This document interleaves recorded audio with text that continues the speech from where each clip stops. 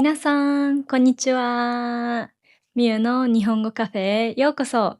今週も遊びに来てくれてありがとうございます。さて、2月に入って少し経ちますが、今週末はバレンタインデーということで、日本のバレンタイン文化についてお話ししていきたいと思います。かなり日本は独特な部分があったり、あとは意外な面もあるので、ぜひ最後まで聞いてみてください。それでは今週もコーヒーを片手に乾杯していきましょう。それでは乾杯。さて、バレンタインデーですが、日本でどのようにお祝いしているかなどをお話ししていきましょう。で、今日もいろいろなメモを取ってきたので、それを参考にしながらお話ししていきたいと思います。まず、2月といえば、もう世界中がピンクだったり赤だったり、いろいろな可愛いデコレーションに溢れますよね。で、日本のバレンタインデーは、先ほどお話しした通り、結構違うんですね。なので、その面白い歴史であったり、あとは複雑なチョコレートの種類。これは何かというと、自分とそのあげる人の関係性によってあげるチョコレートや名前が変わってくるので、そのお話や、あと日本ではチョコレートをあげて終わりではなくて、お返しの文化もあるので、たっぷりお話ししたいと思います。まず、一番大きな違い。で、これが一番驚く部分だと思うんですが、日本では基本的に女性から男性にチョコレートを送るんです。で、まあ、基本チョコを渡すのが、えー定番で、どうしてチョコと思うかもしれませんが、日本以外でもチョコは人気なアイテムだと思いますが、これは日本の企業が作った文化で、これは私もネットで記事を読んでいて面白いなと思ったのが、えー神戸にモロゾフという会社があって、1930年代にアメリカのバレンタイン文化を日本にその会社が紹介したのがもうこの日本でのバレンタインデー文化の、全て最初だと言われています。で、その後少し何十年か経って1958年に東京のメリーチョコレートという会社がデパートでセールを行って、その時のコピーが女性から男性だったんです。なので多分そこからおそらく女性から男性へバレンタインの日にプレゼントやチョコをあげる文化が始まったのではないかと言われています。で、皆さんの国ではどうですか？特に誰から誰へプレゼントを贈るとかはありますか？それとも自由な形ですか？例えば私がよく聞くのは、女性が男性から花束をもらったり、あとは何か小さなプレゼントをもらうのが多いというのも聞いたことがあります。で、次は先ほどお伝えしたチョコレートの種類なんですが、これが私はとても面白いと思っています。で、皆さんに覚えてほしい2つの言葉があるんですが、まず1つ目は本命チョコです。で、この本命の漢字が面白いんですが、本当の本に運命の命をつけて、もうこの人こそが自分の運命の人だ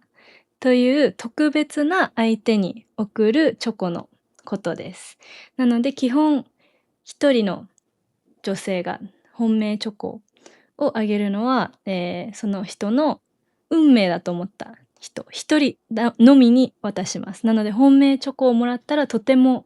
その人にとって特別な存在ということになります。で、本命チョコは、まあ、自分で作る人が多いと思います。なので、手作りする人が多かったり、もし手作りしない場合は、高いブランドのチョコを渡したりします。で、次、2つ目の言葉は義理チョコです。で、義理というのは、例えば職場の上司とか同僚であったり、学校であれば、同じクラスにいる人に渡す感謝の気持ちを込めたチョコレートです。でもこれ結構大変で、なんかどこまで義理チョコを渡すかっていう線引きが難しくて、例えば自分の部署の人全てに、全員にあげるのか、それともいつもお世話になっている部署の方にもあげるのかとか、あとは例えば、自分が学生だったとして、私もこれはあったんですけど、中学生の時に、学年3クラスあったんですね。なので、自分のクラスの人全員に義理チョコをあげるのか、それとも学年の全員に義理チョコをあげるのか、少し難しかったです。で、あと高すぎると相手が困りますし、あとチョコが安すぎても失礼になったりするかもしれないので、義理チョコ選びは意外とストレスになることもあります。で、あとは、それ以外にも友チョコと自分チョコがあります。で、この、2つはとても私は楽しいなと思うんですが、友チョコは、これは特に女の子同士で、友達同士で交換するチョコです。で、最近の学生の方とかもちろん私の時代もそうだったんですけど、本命チョコよりも友チョコの方がもう圧倒的にその熱量というか、あ、友達に美味しいチョコを渡したいという気持ちが強いので、結構準備に時間がかかります。で、これも手作りが多いと思います。で、最後、最近なんか話題になってるみたいなんですが、自分チョコという新しいチョコの種類が出てきました。で、自分チョコっていうのは、これは自分へご褒美として渡すチョコです。なので、例えば普段は買えないようなフランスやベルギーのなんか高級なチョコを1年間頑張った自分のためへ買ったり、あとこの時期日本だと、デパートにはその世界中のチョコレートが集まったりして、もうチョコ好きにはたまらないイベントなどが開催されているので、そこで自分チョコを買ったりする人も増えてるみたいです。で、もう一つ、お返しについて少し、初めの方に触れたんですが、日本では2月14日に、例えば女性から男性へチョコをあげたとすると、次にホワイトデーというのがあるんですね。で、これはいつかというと、2月14日の1ヶ月後の3月14日にホワイトデーというのがあります。で、これはバレンタインの時にチョコをもらった男性が1ヶ月後にお返しをする日なんです。で、これも日本生まれの習慣なので、かなり独特だと思います。で、最初はホワイトデーという名前ではなくて、マシュマロデーと呼ばれていたのを皆さんは知っていましたか？私も最近まで知らなくて、一応由来としては、福岡にある石村万世堂というお菓子屋さんが、バレンタインのお返しに、中にチョコが入ったマシュマロを送ろうと提案したのが始まりなんだそうです。で、白くてふわふわしたマシュマロのイメージからホワイトデーという名前になったみたいです。で、今ではクッキーとかキャンディーとか、あとはアクセサリーとかいろいろなものを贈る印象ですが、始まりはマシュマロを贈るのが定番だったみたいです。ちょっと可愛らしいですよね。皆さんいかがでしたか？日本のバレンタインは、企業のキャンペーンから始まって、今では、本命チョコ、義理チョコ、友チョコ、自分チョコ、そしてホワイトデーの文化まで、いろいろなユニークな部分のあるバレンタインだと思います。で、最近では、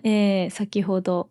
お話しした通り、自分チョコという文化なども、えー加わって少しずつ変わってきているみたいです。もし皆さんが2月に日本に来ることがあれば、ぜひデパートや、チョコの売っているお店に足を運んでみてください。きっととても可愛らしいチョコであったり、芸術的な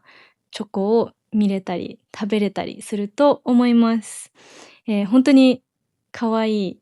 そして綺麗なチョコは見ているだけでも幸せな気持ちになりますよね。で、えー今回のエピソードも楽しんでいただけましたか？もし感想や質問があったらコメントで教えてください。あとは皆さんの国でのバレンタインの、ことも気になるので、それもぜひ教えてください。それでは今週もみゆの日本語カフェへ遊びに来てくれてありがとうございました。またね。